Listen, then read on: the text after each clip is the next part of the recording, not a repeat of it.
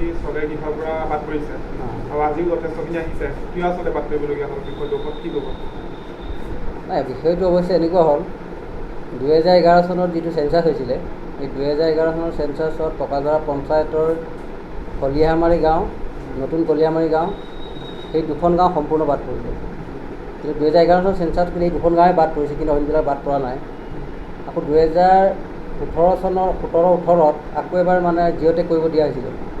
মানে আমাৰ পঞ্চায়তৰ আগৰ বেষ্টৰ আছিলে, মই এতিয়া যিটো পঞ্চায়ত মই সভাপতি আছোঁ, আমাৰ আগৰ বেষ্টৰ সভাপতি দিনত আছিলে।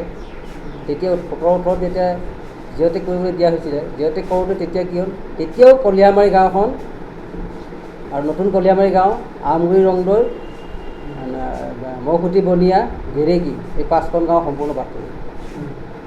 সেইকাৰণে এতিয়া গভৰ্ণমেণ্টে যদি জিঅ'টেকটো খোলাই দিয়ে, তেতিয়া তেখেতসকলক আমি পুনৰ জিঅ'টেক কৰাৰ ব্যৱস্থা কৰিম। আৰু ইতিমধ্যে আমাৰ চি অ' বাইদেৱে আমাক কালি ইনষ্ট্ৰাকশ্যন এটা দিছে যে যিসকল মানে একেবাৰে জিঅ'টেকৰ বাদ পৰি আছে, তেখেতসকলক তালিকাবিলাক প্ৰস্তুত কৰিব কৰিছে, আমি উৰ্ধতম কৰ্তৃপক্ষলৈ প্ৰেৰণ কৰা হ'ব।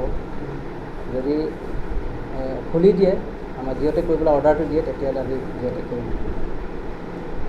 কণ্ডিশ্যনটো এইটো মানে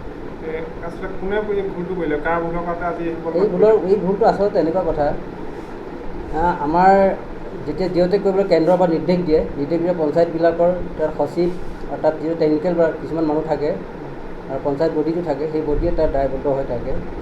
তেখেতসকলৰ দ্বাৰা হওক, এই টেকনিকেলৰ মানুহে গৈ ফিল্ডত মানে ফটো মাৰে, সেই ক্ষেত্ৰত অলপ মানে পঞ্চায়ত বডিটো অলপ চাব লাগে যে অৰিজিনেলি তেখেতসকলৰ ফটোবিলাক মাৰা হৈছে নাই, মানুহবিলাক জিঅ'টেকিং কৰা হৈছে নাই। কিন্তু আমি দেখিলোঁ যোৱা 2017-18ত যিটো জিঅ'টেক কৰিব গৈছে, জিঅ'টেক কৰিবলৈ যাওঁতে তেখেতসকলে যিটো ফটো মাৰিলে, ফটোটো মাৰিছে হয় মানুহক দেখায়, কিন্তু ফটোটো অলৰেডি আপলোড হোৱা নাই, মানে দিনটো পাৰ হোৱাৰ পিছতে ফটোটো মাৰিছে।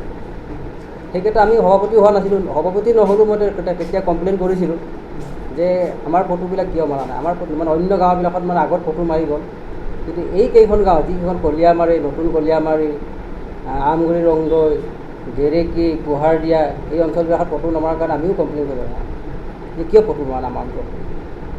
এতিয়া মানে পিছত শেহতীয়াকৈ সচিবে পঠিয়াই দিলে ল'ৰা দুজনক ফটো মাৰিবৰ কাৰণে, কিন্তু ফটোটো কাম নহ'ল মানে। এই কণ্ডিশ্যনৰ কাৰণে আজি আমি বাদ পৰিছোঁ আৰু।